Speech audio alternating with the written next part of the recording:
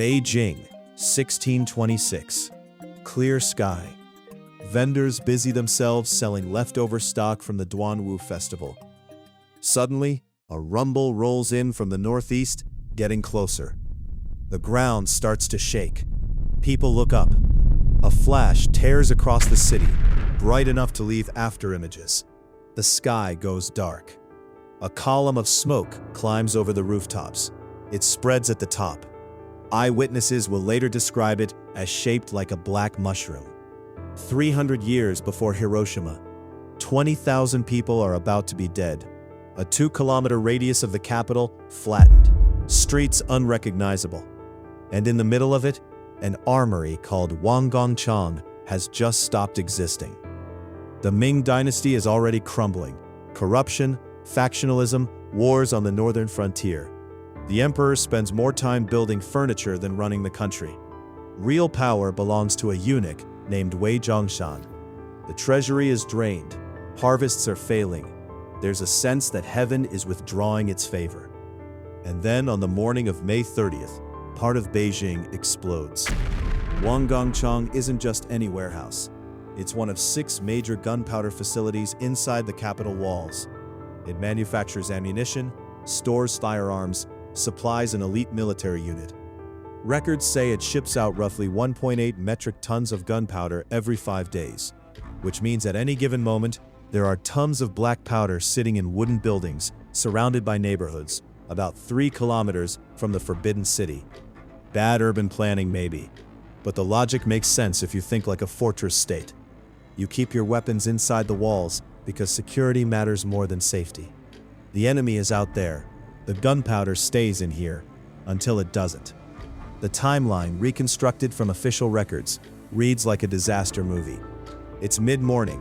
The sky is clear. People hear a sound, a roar, distant at first, coming from the northeast. It grows. Houses start to shake. Dust rises. A streak of light, described as great brightness, followed by a bang so loud it's heard 40 kilometers away in Tongzhou. Soldiers there think it's an earthquake. The explosion creates a shockwave that strips the clothes off people's bodies. Roof tiles, bricks, chunks of masonry go up, and then they come back down, raining across the city. A stone lion weighing 3 tons is thrown over the city wall. Trees are uprooted and flung kilometers away. The ground at the epicenter reportedly sinks more than 6 meters. Inside the Forbidden City, the Tianqi Emperor is eating breakfast. The palace shakes. Servants scream. He runs toward another hall, followed by one guard who stays calm. A roof tile kills the guard. The emperor survives, with the guard's brain tissue splattered on his sacred yellow gown. His 7-month-old son does not. The crown prince dies from shock. The only heir, gone. Officials are buried under rubble. The Minister of Works breaks both arms and retires from politics entirely. More than 2,000 workers renovating the palace are thrown from scaffolding and rooftops. Most of them die. Half the southwestern quarter of Beijing is in ruins. Families erased. Landmarks gone. Survivors wander through streets they no longer recognize, covered in dust, some of them naked, some missing limbs. And overhead, that mushroom-shaped cloud hangs in the air for hours. Here's the thing that makes this strange. Mushroom clouds aren't unique to nuclear weapons. Any sufficiently large explosion that moves fast enough can create one. It's just fluid dynamics. Hot gases rise, cooler air rushes in from the sides. You get a column with a cap. It's physics, not fission. But the shape is so associated with the 20th century that seeing it described in a 17th century Chinese text feels wrong, like finding a photograph in a medieval manuscript. So what actually happened? The obvious answer is gunpowder. Wangongchang is a powder magazine. Accidents happen. A spark, static discharge, careless handling, any of those could set off a chain reaction. You stack enough black powder in one place, and the blast can be enormous. Modern physicists point out that large gunpowder explosions absolutely can strip clothing, throw heavy objects, and create craters. The shockwave does that. It's not supernatural, but there are details that don't quite fit, or at least people say they don't fit. Contemporary accounts mention a lack of widespread fire damage. Gunpowder burns. You'd expect more charring, more flame. Yet the reports emphasize shock and debris, not conflagration. Some historians aren't bothered by this.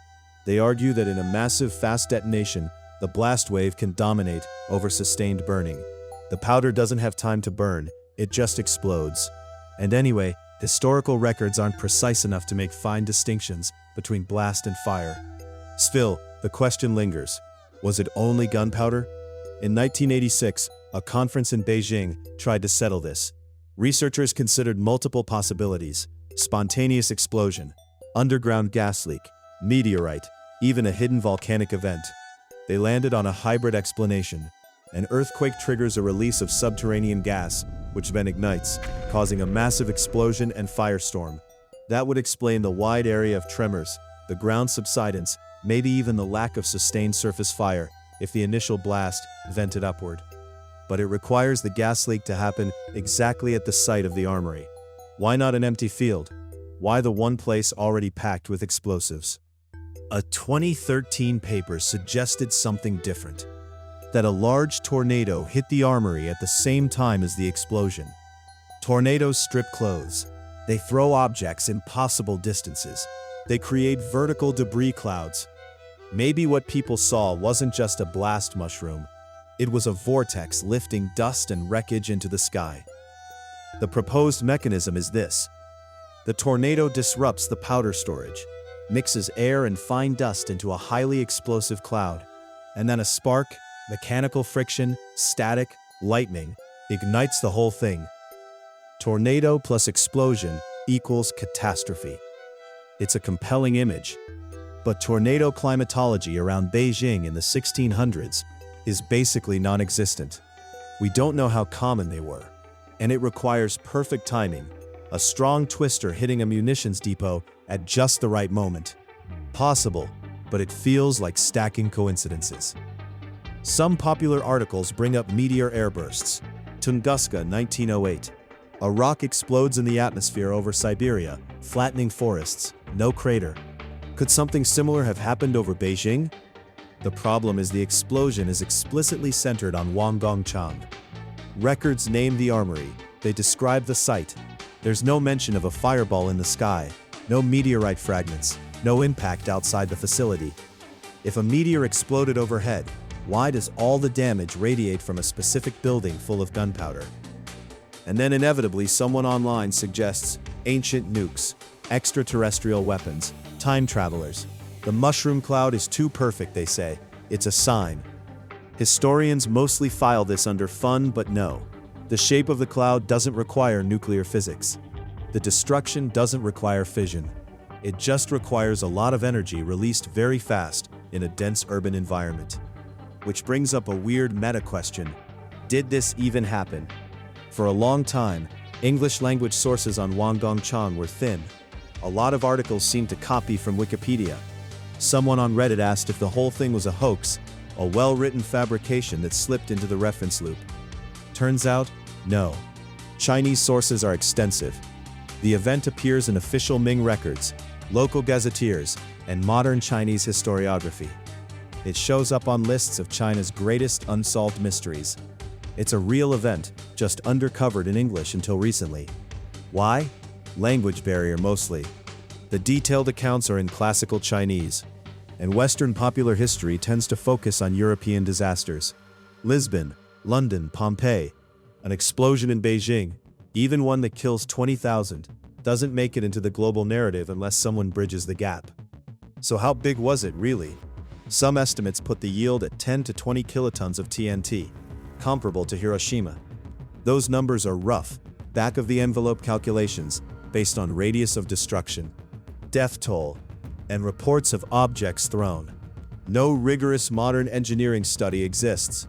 The data isn't good enough, but even conservative estimates place Wangongchang among the largest non-nuclear explosions in history. Bigger than Halifax in 1917, bigger than Texas City in 1947. Possibly the deadliest accidental blast ever recorded if you trust the sources. And it didn't just kill people, it crippled the dynasty.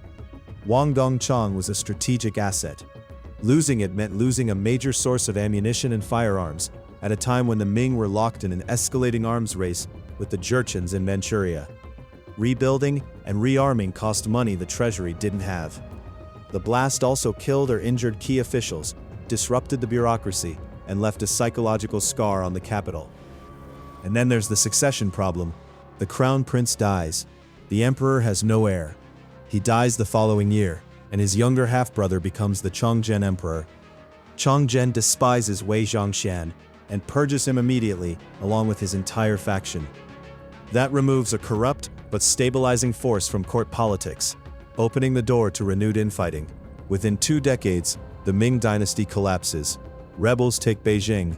The last emperor hangs himself. The Manchus sweep in and establish the Qing. Did one explosion cause all that? No. The Ming were already in decline. But it's hard not to see Wangongchang as a hinge point, a moment when multiple failures compounded, when heaven seemed to be sending a message, when the center could no longer hold. Because that's how the court interpreted it. Not as an industrial accident, as a cosmic warning. The emperor issued a public repentance edict. He allocated gold for relief. Officials wrote memorials interpreting the blast as heaven's judgment on misrule, corruption, neglect. The explosion wasn't just physical, it was moral, a sign that the mandate was slipping away. Modern viewers see risk concentration, bad safety practices, the inevitable result of storing tons of explosives in a wooden building next to a residential district. We see Tianjin 2015, another poorly managed storage site, another mushroom cloud, another public reckoning with industrial negligence. But for the people who lived through it, the question wasn't how, it was why. What did we do to deserve this? What is heaven trying to tell us? And maybe that's the real mystery. Not what exploded, but what it meant. Not the physics, but the narrative. Because the thing about disasters is that they're never just disasters. They're inflection points, moments when a society's vulnerabilities become visible. When the gap between what we claim to control and what we actually control gets exposed. The Ming thought they were secure.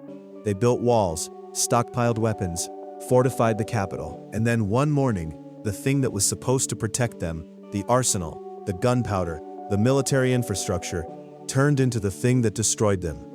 300 years later, we'd call that irony. They called it heaven. And the mushroom cloud, whether it was blast dynamics, a tornado, a gas explosion, or just the way smoke happens to rise when you detonate thousands of pounds of black powder in a confined space, became the image that outlasted the explanation. A shape that would reappear centuries later in a different context, carrying a different kind of dread. If an event this big, this deadly, this visually striking, can almost vanish from global memory, what else is buried in the footnotes? What other disasters are waiting in untranslated records, known locally but invisible elsewhere, until someone decides to look? Beijing, 1626. A clear sky, a rumble, a flash, and then the world changes. 20,000 people gone in an instant. An empire nudged a little closer to the edge, and a cloud shaped like a mushroom hanging over the city hours after the blast, as if the sky itself didn't know what to do with what had just happened. If you like stories where history collides uncomfortably with modern life, subscribe to Table Tangents, deep dives into science, history, and the ideas that shape our world. For more tangents like these, check out videos here or visit our channel page for the full selection.